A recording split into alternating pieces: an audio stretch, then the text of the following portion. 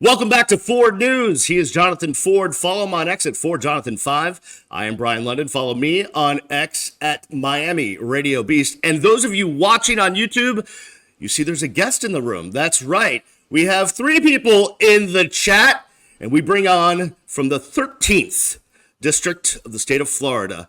Running for Congress is Whitney Fox, representing the Democratic Party. Whitney, thanks for joining us today. Thanks so much for having me, Brian and Jonathan. I really appreciate it. Happy to be here.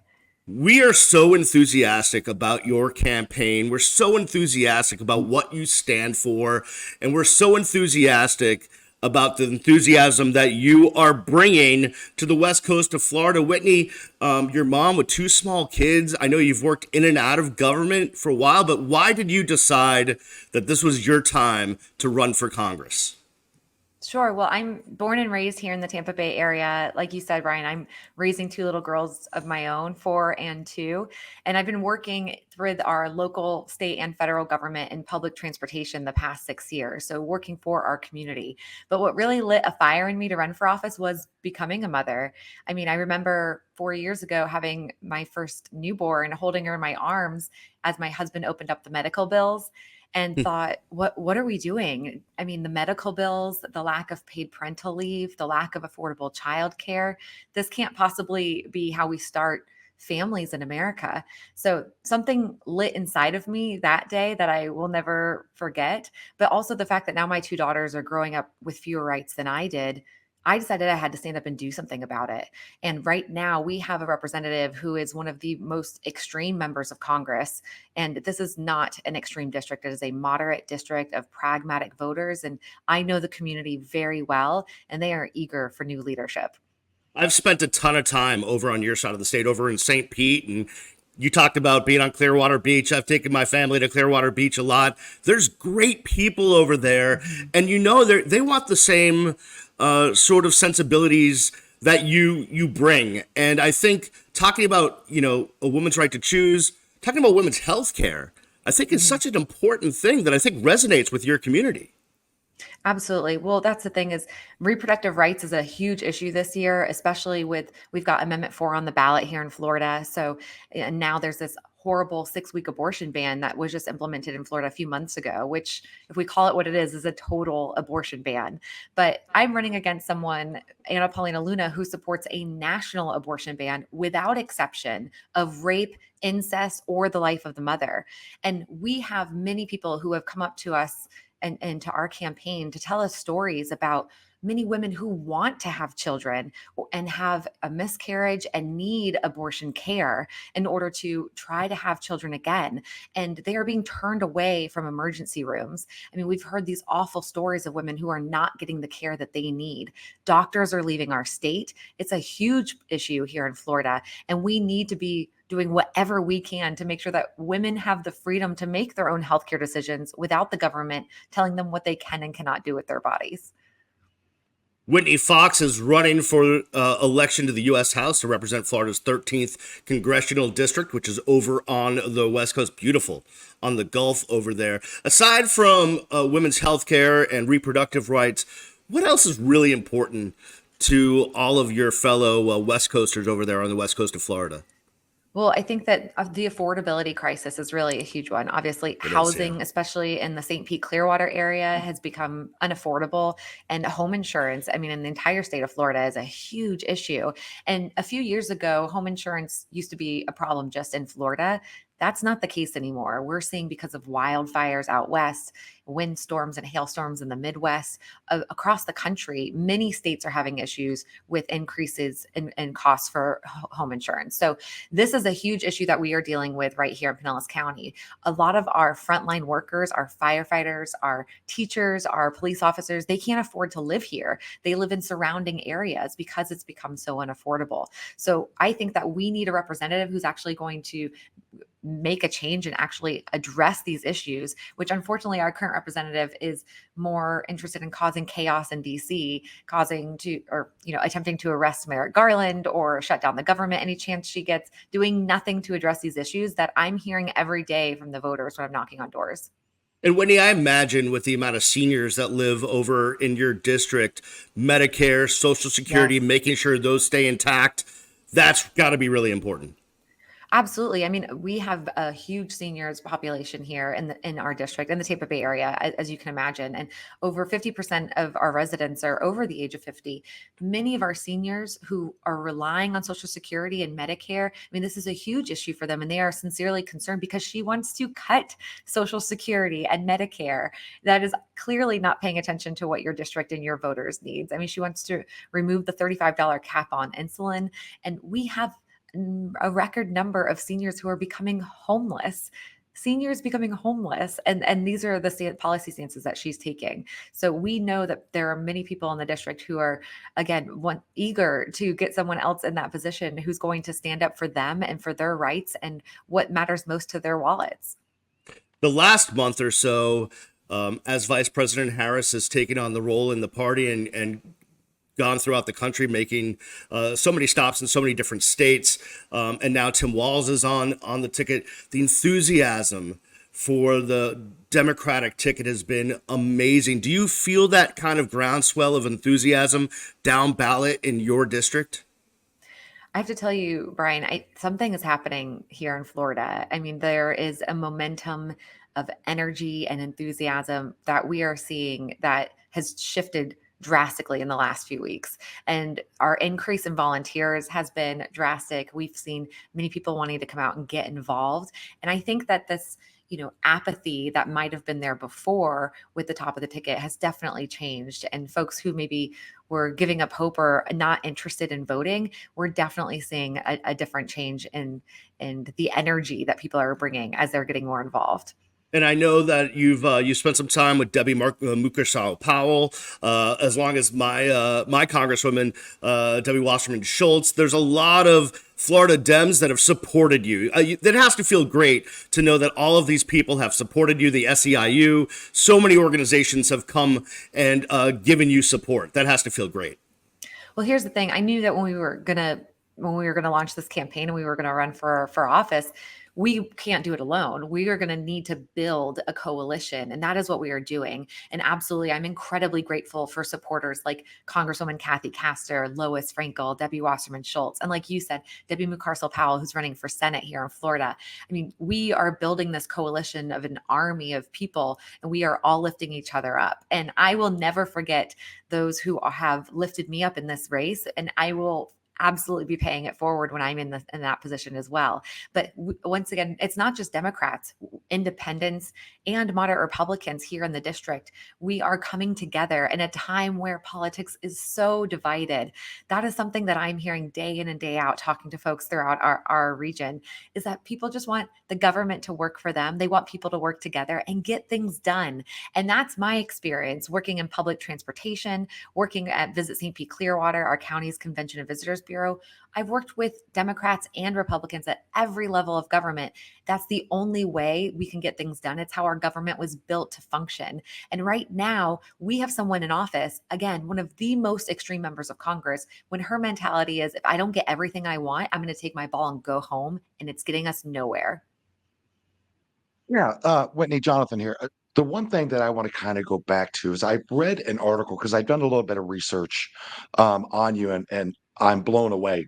Um, but I want to go back to where it basically talks about where you're outside of a healthcare center alongside volunteers, and you Mm, basically had to block off protesters mm, for patients that were seeking healthcare or their reproductive rights. And what I want mhm. to know is to get to know you a little bit more as a person, what was exactly going through your head um, when you seen people trying to block women just seeking their own reproductive rights and the power over their own autonomy? Oh, that's a loaded question, Jonathan. I mean, so this was months ago, right before the 6-week abortion ban was put in place. I was volunteering at a women's center here in the district and escorting women from their cars to the center.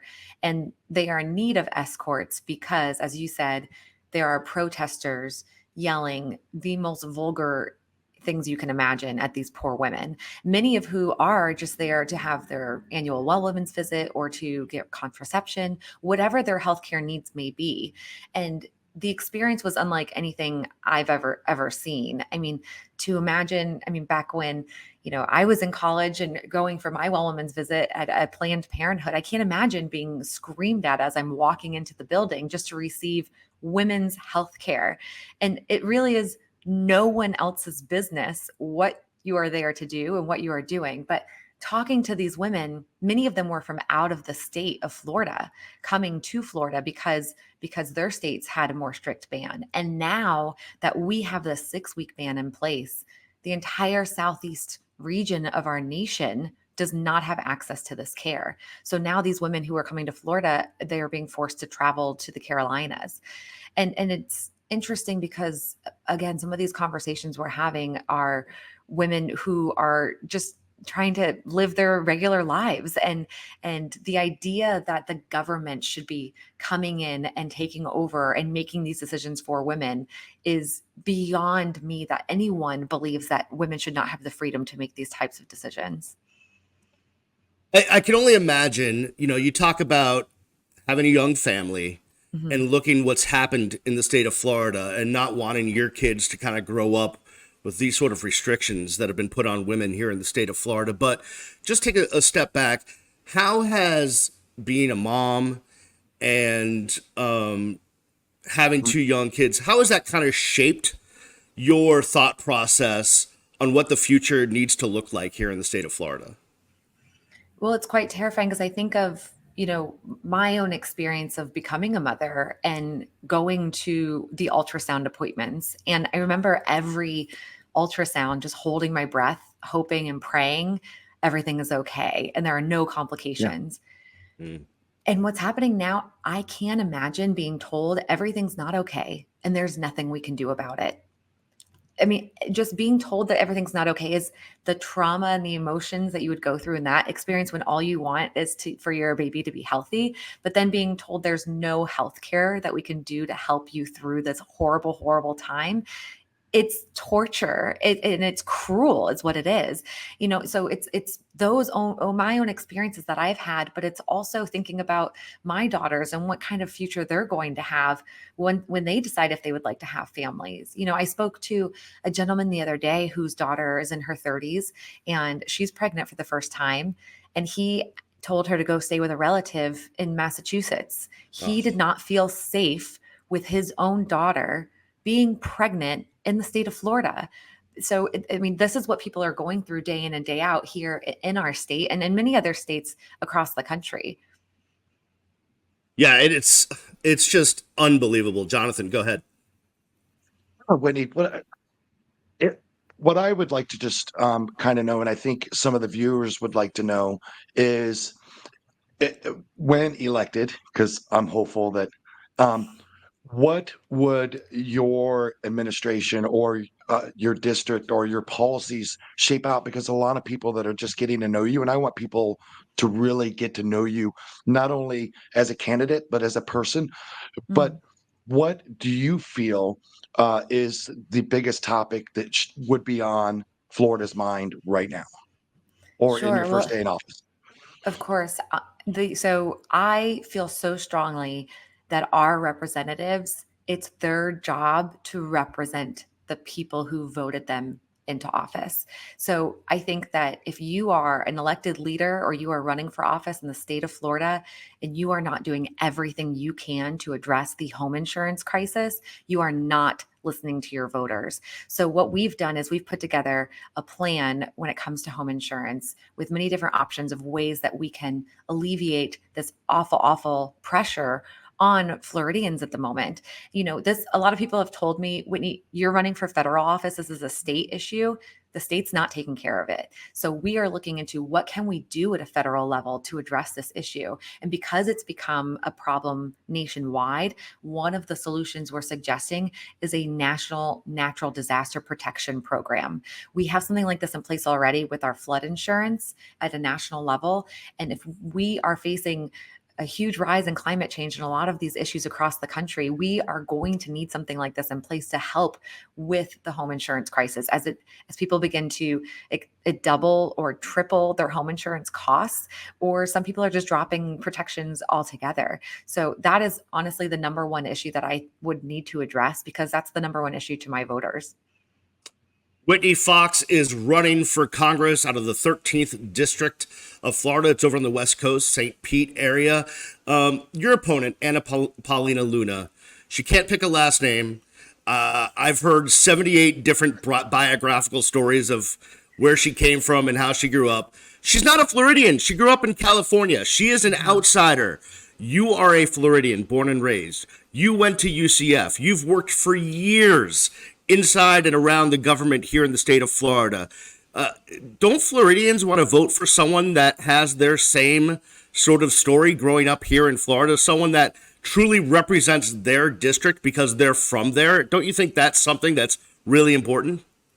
Absolutely. We're seeing left and right. I mean, many people, as they learn more and more about her background and the fact that she did move here from California, changed her last name before she decided to run. I mean, they want someone who's honest. They want somebody who is going to be truthful and tell them exactly who they are, not be afraid to show their true colors of their background and who they are. And I think that people do. The reason why we're doing so well in our campaign is because I am not a politician. I am a true Florida girl, a true Floridian born and raised here. And I am a public servant to our community and a concerned mother about my community and my family. And that's what this district is all about. I mean, a third of our voters are not party affiliated, and they want someone who's going to actually do the work and who is going to stick up for this community. And they are seeing that in my candidacy and in our campaign. They are seeing that I am authentic. I am who I say I am. I have nothing to hide. And they see how passionate I am about working not only for the future of my daughters and for my family, but for everyone in this district, whether they are a Democrat or a Republican or an independent. We need somebody who, unlike Anna Paulina Luna, where she says, if you don't like the 6-week abortion ban, then move, leave. That's her response when the majority of her constituents are not fans of the horrible 6-week abortion ban.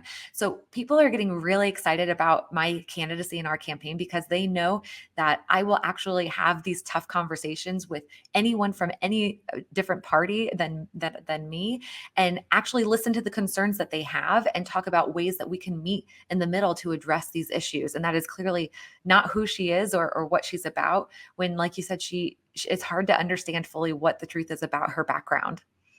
When you have to make two promises. One is sometime before November, you'll come back on with us and continue to update us on your campaign.